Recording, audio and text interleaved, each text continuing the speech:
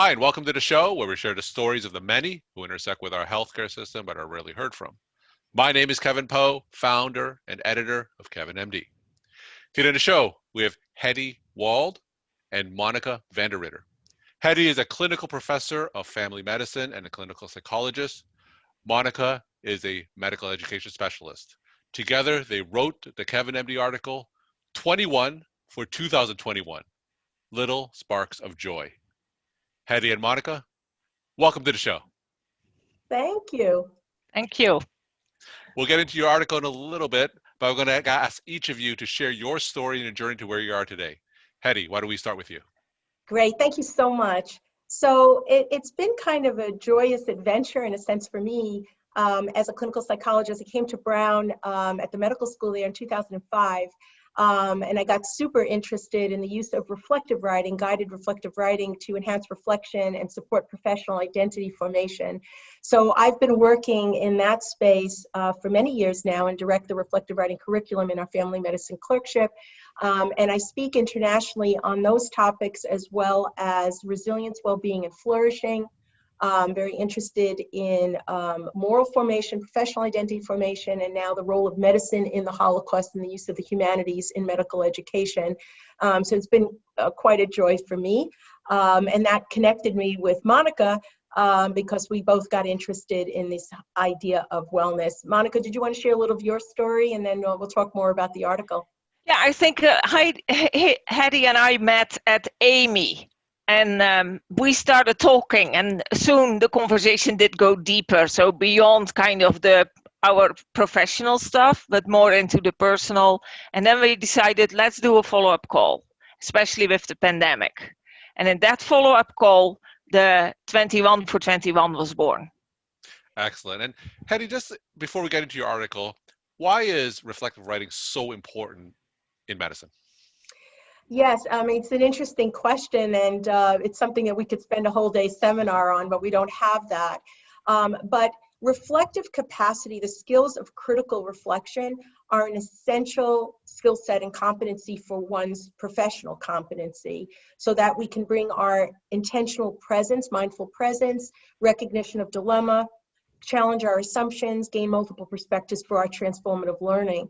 And reflective writing, which is guided writing with prompt and then individualized, personalized feedback with some of the frameworks that we've developed at Brown and published on, is very helpful for a learner to enhance their breadth and depth of reflection.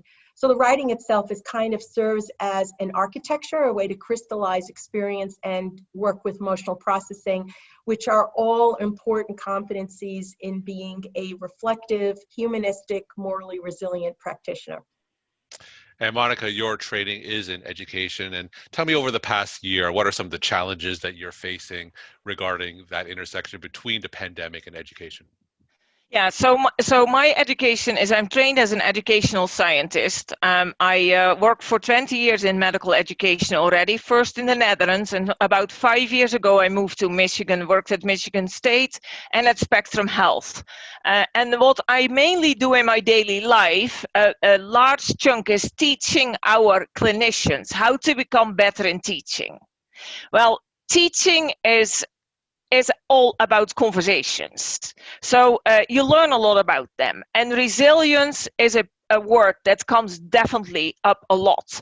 All our teaching moved from in person to Zoom. And that's a big transition. And you see that people crave for kind of the personal attention, and that easily led into our article. The other thing that connects it with it, my focus of my research, is in giving and receiving feedback. So in that area, you're always working on a one-on-one and very personal base with clinicians, with learners as well. And when you are good in asking for good feedback, and also giving good feedback, you're caring for the other. And that is a topic that is very closely linked with resilience as well. And I think because of our two different backgrounds and our two different types of expertise, it blended very well. And Monica, you could argue that physicians are really just teachers at heart. Not only are we teaching other clinicians, but we're in the exam room teaching patients as well. Now, what would you say is the number one thing that's missing in the clinicians that you teach? What's the number one tip that you could share with them so they become better teachers? So I think what we all need to work on is help each other to recognize the teachable moments. Mm-hmm. So there are many teachable moments during a day, but when you're so focused on, for example, patient care or you're struggling learner, you don't always recognize them. And I think we all, and with all, I mean not only people like me, but also the nurses, the residents themselves, the colleagues. We all need to help each other point out where are the teachable moments. And that's the lens we have to set up. Then teaching will go easier because a teachable moment, that doesn't mean an hour. That can be 2 minutes, Mm-hmm. half a minute, but it's all about recognizing that. All right, so let's transition now into the KevinMD article that both of you wrote, and it's titled 21 for 2021, Little Sparks of Joy. Hedy, for those who didn't read the article, can you just walk my audience through it and share the story, Sure. why you and Monica decided to write it? Sure. So I wanted to start by saying that it originated with a virtual tea, and thinking about connecting and bringing our personal narratives to the work that we do as professionals. And I talk about that a lot, kindness and connection. And there's been higher statistics even on the Medscape surveys of more loneliness even during these tough pandemic times. So Monica and I got together and just started chatting, and she was mentioning some of these lovely things she was doing, not only to take care of her own well-being, which we know is a moral imperative, because we know when we're more well, there's less patient error. So it's actually a nice thing we do, but it's also an imperative for us as professionals. And I was struck by how sweet they were. And she was helping others, and she was helping herself, and she was doing things through Zoom and not using excuses of, well, we can't see people right now. And I said, that's amazing. I love that. And let me tell you about some of the things that I've been involved in, whether it be music or connecting through support groups or self-compassion. And then I just said, gee, these sound cool. You know, maybe we need to put together some practical tips, along with the fact that both of us are very involved in scholarship on resilience and well-being and flourishing. But maybe there are just some practical tips that people would love. And that's how it got started. Excellent. I know both of you wrote a set of tips. So Hedy, why don't you go first? What are some of the tips that you could share that you wrote about in the article? So I think what Monica and I were both doing was bringing the idea that simple can be profound, and capturing those beautiful moments of joy. And the spark, as I think wasn't it Springsteen who sang, you know, you need a spark to light a fire. So that, you know, each of these things can have ripple effects, and we know that just as like there's negative contagion, there can be positive contagion, and we impact others' wellness in our attitudes and what we bring. So that one area that's gotten a lot of attention recently is on self-compassion, to say that, yes, we have empathy for suffering patients and even colleagues going through difficult things in their lives. But what about us? And it is a pandemic, and we had to switch to things very quickly, as Monica was saying, so that there's a shared humanity in some of that, and really feeling that for ourselves. So that was one of the things that I mentioned. Another thing was that I love music, but I never got into it as much. And I joined through Twitter, Docs Who Rock, hashtag Docs Who Rock, and watched doctors playing instruments and sharing music. And we have jazz. Paul Hedy has talked about jazz for COVID, and beautiful, peaceful moments. So I got very involved in that in my long walks and using music. I love that. And then, you know, several other ideas of what I was doing. There's been some physician support groups that get together to discuss different aspects of things on a personal basis, and that's been helpful as well.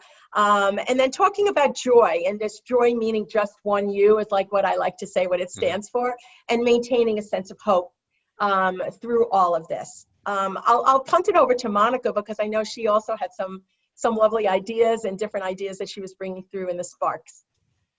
Yeah, I think for me, starting to write, before I wrote it, I started to realize I have quite a bit on other focus, and sometimes I forget to focus on myself. Mm-hmm. I have a Christian background, and one of the commandments in the Bible is that you have to love your neighbors as yourself. And Mm-hmm. it says not above yourself, but as. So that means you have to equally love yourself as you do love your neighbors. And then I thought, that is something I need to start working on. And I think by doing the simple things, because we couldn't do a whole lot with the pandemic, I really forced myself to focus on the simplicity. I had a tough month in that December because all my family was in the Netherlands, but the borders were closed, so I couldn't go there. So I started recording, for example, little pieces of stories for my nieces and nephews, and I send that every day. And then it turned out a lot of my other grandnephews and great nephews or whatever, they were listening to it too. And then it is that vibe that you get back that gives so much. But also for me, the enjoyment of picking a story and reading it to them, the joy that it gave me. But also other things, like I made it a point that I had a little vase of flowers on my desk, sometimes only one, sometimes more. And it's those little things that can make a difference if you have an eye for that. A third one is I like cards, museum cards.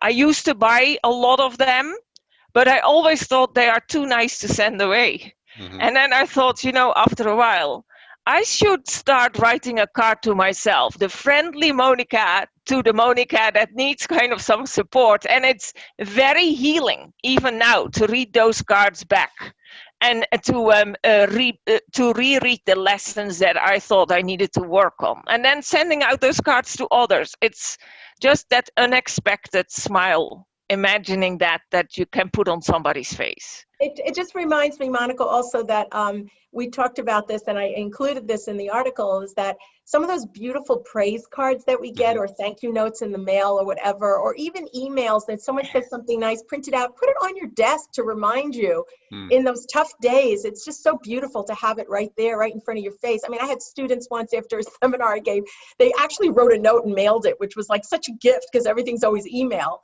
And I put it right in front of my face. So so I love stuff like that, and just, just seeing the good things that are around us and can give us that kind of joy, which then is the ripple effect or even wave effect of people around us. Yeah.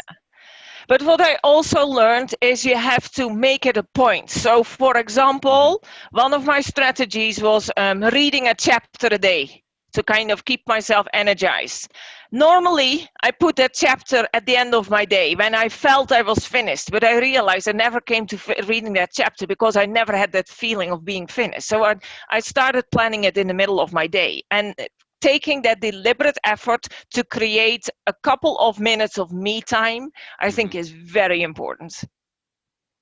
We're talking to Hedy Wald and Monica Vanderritter. Hedy is a clinical professor of family medicine and a clinical psychologist. Monica is an educational scientist. Together, they wrote the KevinMD article 21 for 2021, Little Sparks of Joy. Hedy, we talk about physician burnout a lot on this podcast on my site, and I always cite the statistic that more than 50% of physicians are burnt out, even before the pandemic. And the pandemic, of course, is making things a lot worse. You see physicians are getting furloughed and they're just asked to do more, and budgets are being cut. Now, I think a lot of these tips that you give, a lot of these stories are very, very inspiring. I was wondering, for that clinician who is as overwhelmed with paperwork, under all these time constraints, what's the single biggest actionable tip that you could give to them that would make a difference? First and foremost, we know from the literature that even 20% of meaning in your day, meaning and purpose, can be super helpful in pushing through some of the tough realities.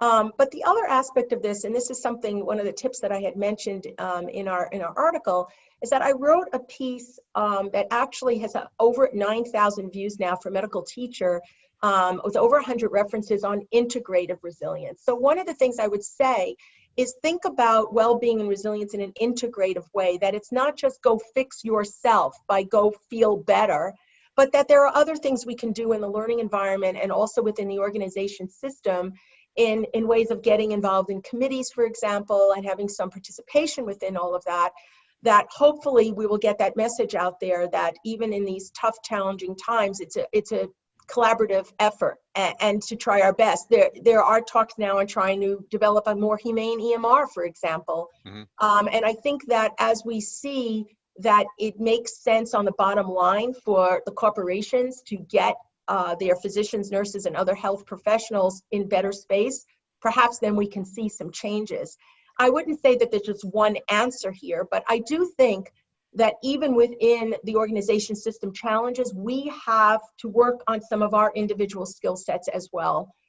We have to do that. And I think this article was one way of kind of thinking about it, that even small bits of wellness during the day may make a profound impact and effect. And I'm going to end off with take-home messages from each of you to my clinician audience. Monica, what's your take-home message you want to leave with us? Make a deliberate point to care for yourself. And related to your previous question for Hedy, what I have encountered myself, a colleague of mine, and that's one of the tip in the article as well, we both were going through tough time. We decided to meet every week for half an hour, talk about our wellness and our wellness actions for the next week. I mean, doesn't cost anything, but she's a very good therapist, and I think I'm a good one for her. So connecting, showing your vulnerability, that really brings you far. And Hedy, what's your take-home message you want to leave with us? I would say that, and Kevin, as you and I spoke about earlier, I was honored to have a piece about coping with my husband's, I was a neurologist, diagnosis of glioblastoma as a cancer caregiver. It was published in KevinMD and received a lot of readers and a lot of response to me. What I wanted to say about that is to always remember that kindness is a lifestyle, and that it means so much that maybe the culture change we're looking for is the words of how can I help? And always remember the narratives of the people around you and your colleagues, that you never know what people are going through and what their situations are. And we need to help each other and connect in that way and giving the benefit of the doubt. So I think that some of the wellness work we do, you know, when we bring our well self, it helps others around us, and we reach out to those who need a little bit of extra help. And that can make a huge difference in all our work. And the narrative of us individually and the narrative of we as the organization makes a huge, big difference. Remember that the sparks start a fire.